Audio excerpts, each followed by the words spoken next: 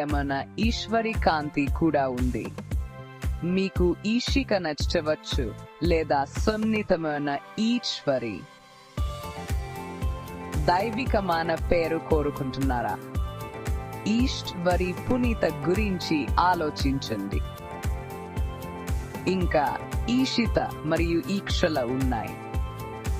ప్రశాంతమైన ఈశ్వరి కారుమ లేదా మెరిసే ఈశ్వరి తేజ్ ఎలా ఉన్నాయి.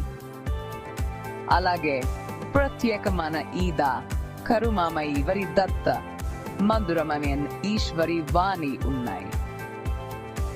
వీటిలో మీకు ఏది నచ్చింది? మీ అభిప్రాయాన్ని తెలియజేయండి, లైక్ చేయండి మరియు మరిన్ని అందమైన పేర్ల కోసం సబ్స్క్రైబ్ చేసుకోండి.